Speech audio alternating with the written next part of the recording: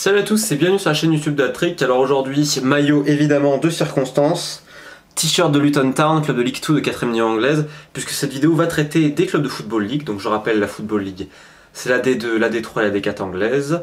Après ce week-end épique où Bradford City s'est qualifié sur le terrain de Chelsea, Bradford club de Ligue 1, donc de D3, et notamment également avec l'exploit de Middlesbrough à Manchester City, Middlesbrough étant en D2 en Championship.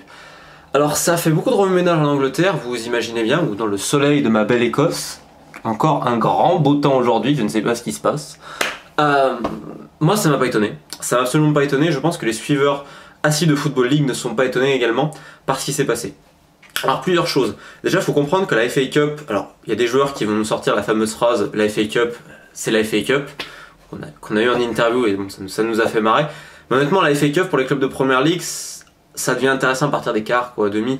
Ils vont me dire ouais avant, mais c'est que de la communication, franchement ça fait tourner. Même si j'ai trouvé que ça n'a pas tellement fait tourner là quand même pour Mourinho et Pellegrini, ils ont pas non plus... Bon, il y avait Boyata par exemple qui a joué pour les Citizens, mais ils auraient pu faire un peu plus... mais à participer le banc. Donc je veux dire, ça n'ont pas mis les coiffeurs, mais c'est vrai que globalement, je me rappelle il y a quelques années, Arsenal, pour moi c'était scandaleux ce qu'ils faisaient. Alors oui, c'est bien pour les jeunes, mais enfin c'était pas de respect, je pense, pour les adversaires, pour vos fans et tout ça, quoi. Enfin je veux dire, on peut faire un peu tourner, mais enfin là c'était dans des circonstances démesurées. Ce que Wenger n'a pas fait d'ailleurs ce week-end à Brighton. On a vu d'ailleurs que pareil, Arsenal se qualifie 3-2 à Brighton. Brighton qui est en plein renouveau depuis le départ de Sami Hyypiä. Et honnêtement, c'était pas évident. Je veux dire, il a fallu un magnifique Rosicky, il a fallu vraiment une bonne équipe d'Arsenal pour s'imposer. Parce que offensivement, Brighton, comme vous le voyez, ça essayait de jouer au ballon, ça faisait des mouvements.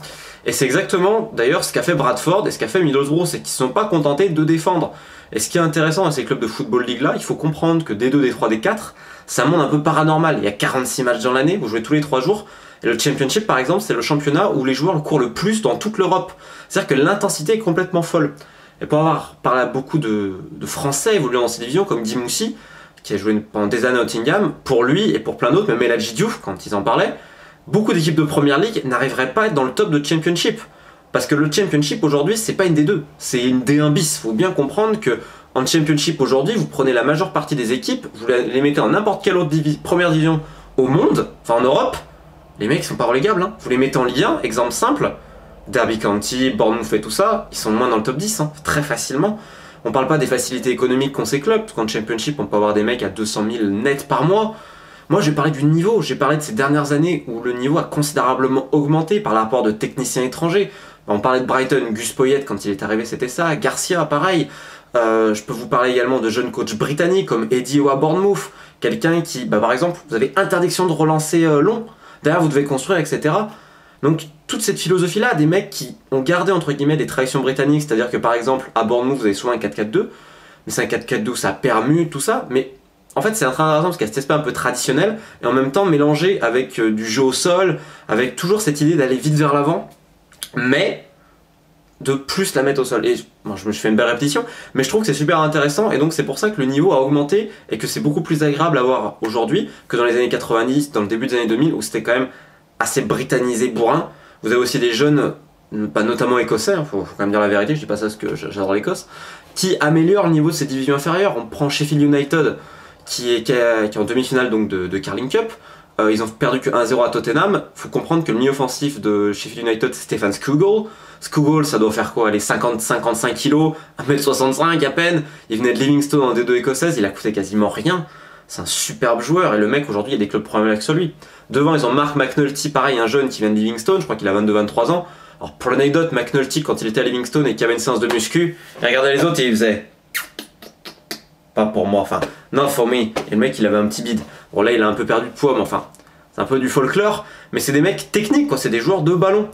Et donc, je suis pas du tout étonné, pour revenir sur le thème de cette vidéo, par ces qualifications, parce que le niveau de la Football League est en pleine progression.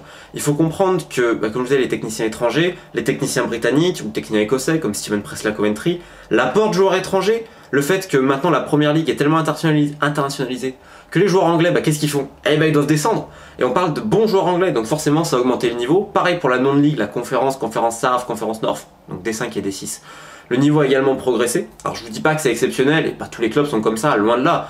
Prenez Millwall ou Blackpool et vous avez envie de vomir cette année, c'est absolument abominable. Quoique Millwall, des fois ça peut encore aller. Mais je veux dire, maintenant dans beaucoup de clubs, il y a une cohérence. Il y a on a arrêté un peu cette folie des grandeurs des années 2005 jusqu'à 2010, je dirais, où là, on a eu plein de clubs qui ont dépensé à tire-larigot, où on avait des projets, on empilait les joueurs, on empilait les stars. C'était contre-productif. Aujourd'hui, vu qu'il y a un peu moins de revenus, les droits télé ont un peu baissé, il y a le fair play financier, ce qui est très bien par exemple, qui s'est mis en place en Football League. Grâce à tout ça, on arrive à améliorer le niveau, on arrive à le purifier un petit peu, avec des clubs qui font de la formation.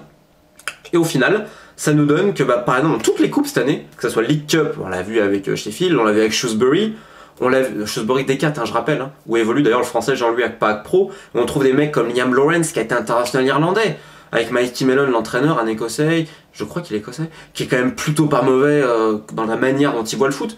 Donc en fait, tout ça, c'est super intéressant. Je vais terminer la vidéo, par exemple, avec Norwich. Norwich a changé de coach, qui c'est qu'ils ont pris? Ils ont pris Alex Neil, qui a 33 ans, je crois, qui venait d'Hamilton, en écossaise, qui était un joueur-manager. Le mec, il a un recul sur son métier, la manière dont il veut faire jouer son équipe, c'est super cohérent en fait.